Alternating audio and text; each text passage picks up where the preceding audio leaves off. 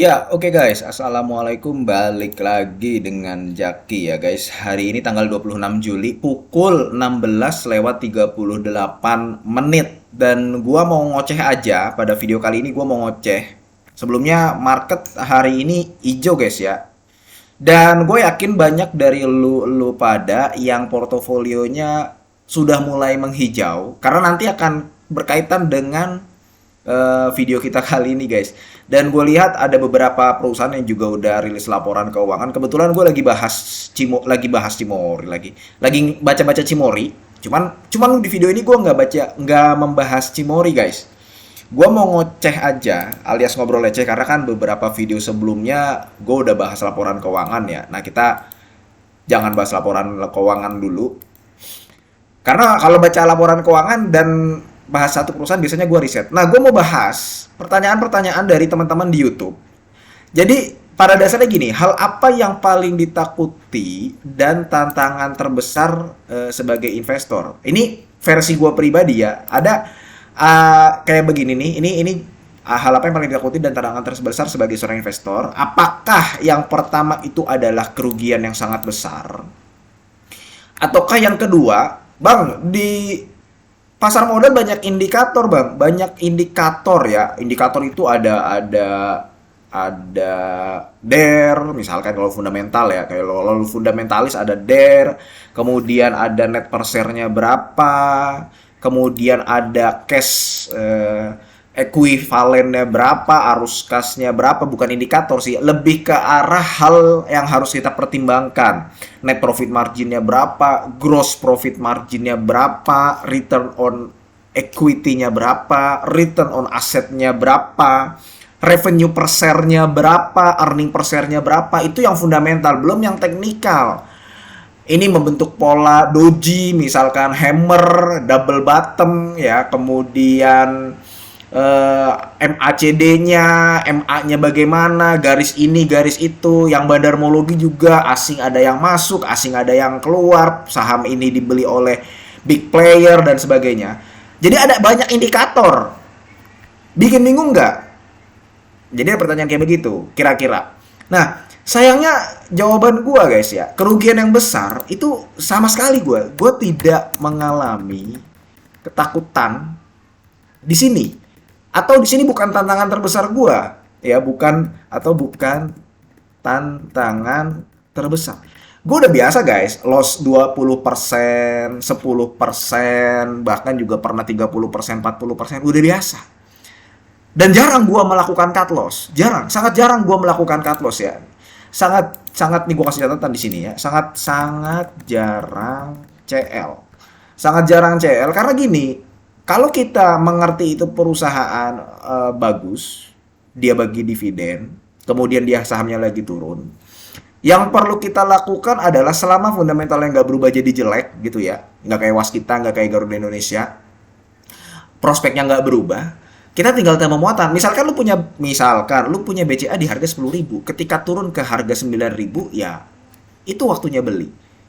Itu waktunya lu coba average down. Ketika lu punya BRI di harga 6.000, ya misalkan nih di harga 6.200 turun ke 4.200 kayak kemarin, ya lu coba bisa mempertimbangkan untuk average down. Ketika lu punya PTBA di harga 4.000, kemudian sekarang turun ke harga 2.500, 2.600, lu bisa mempertimbangkan untuk average down. Jadi kita berada di perusahaan berfundamental baik, jadi kita itu memiliki opsi untuk average down. Sangat jarang gue melakukan cut loss. Jadi poin pertama, kerugian yang besar ya, sayangnya gue nggak mengalami tantangan dan ketakutan di nomor satu ini.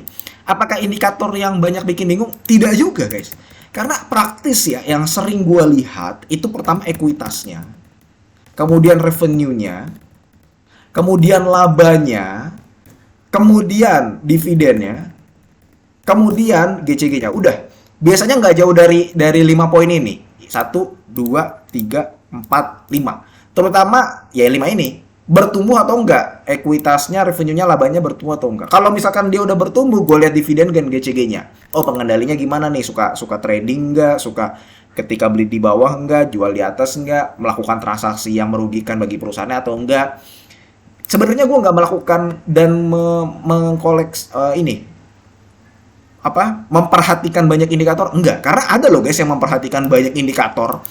Dia memperhatikan satu persatu, itu ada orang yang seperti itu, akhirnya jadi keblinger sendiri. Kalau gue ya ini aja, biasanya gue di sini nih, udah ini 5 nih. Kalau misalkan ininya udah oke, biasanya gue akan coba mempertimbangkan untuk masuk, udah. Kemudian ada yang nanya juga, ya ini kan 2 poin ini adalah hal yang paling ditakuti ya, tantangan terbesar sebagai investor. Kemudian ada yang nanya juga, karena gue sebelumnya pernah membuat video strategi averaging down. Ada yang nanya, Bang, kalau average up bagaimana? Nah, sebelum gue bahas pertanyaan itu, sebelum gue mencoba menjawab, gue akan mencantumkan poin ketiga, yang mana tantangan gue sebagai seorang investor terbesar adalah ketika saham yang kita koleksi, ya, floating profit, atau saham yang kita incer udah naik duluan. Nah itu guys, terus terang tantangan gue dan godaan gue yang paling berat adalah nomor 3 ini. Ketika saham yang udah kita koleksi floating profit, dia mencatatkan keuntungan, kita memang akunya sebagai seorang investor ya, manusiawi. Cuman pada dasarnya, kalau misalkan kita ngelihat floating profit, apalagi floating profit yang menggiurkan gitu ya, jujur aja, memang ada godaan untuk menjual, untuk taking profit guys, seperti itu. Walaupun kita tahu sebenarnya ini saham bisa beggar gitu loh dalam waktu beberapa tahun ke depan, dalam waktu 3 tahun, 4 tahun ya. Kita ngomongin saham yang memang benar-benar bertumbuh gitu dalam jangka waktu yang lama. Ya, kalau yang jangka waktu sebentar kan bisa jadi dia naik habis itu dibanting lagi. Beda. Nah, kita tahu ini saham sebenarnya bisa bertumbuh dalam beberapa tahun ke depan. Bisa beggar ya, 4 tahun 5 tahun ke depan, udah hampir pasti gitu ya kalau kita lihat pertumbuhan ekuitasnya, revenue-nya, labanya, potensi dividennya, GCG-nya nggak ada masalah. Kita tahu dia bisa untung 100%, tapi begitu untung 10%, 20%, 30%, kita ada godaan yang paling besar. Dan ini adalah godaan gue pribadi ya, gue pribadi sebagai orang ya, berdasarkan pengalaman pribadi sebagai orang atau investor yang berkecimpung di pasar modal. Jadi apalagi kita menemukan saham yang lagi murah. Jadi ada godaannya lebih gede. Udah ngelihat ijo ya. Ternyata ada saham nih yang lagi belum terapresiasi harganya di pasar. Itu yang paling besar guys. Susah banget menahan godaan seperti itu. Nah ini sekaligus menjawab apabila ada yang menanya, Bang, lu sering average up atau tidak? Sayangnya gue enggak guys. Tidak, atau jarang. Average up pernah lah, cuman sangat jarang. Biasanya kalau misalkan memang gue udah cuan dalam suatu saham, gue diemin. Dan kalau misalkan gue memang ada godaan dan gak bisa nahan gitu ya, ketika menemukan saham lain yang ternyata posisinya lagi murah, ya udah gue jual gitu loh. Gitu. Makanya dalam suatu periode terkadang gue nggak melakukan transaksi banyak, kan gue pernah mengatakan ya, bisa sebulan 2 bulan gue nggak melakukan transaksi. Biasanya itu ketika portofolio atau ada saham-saham yang lagi merah.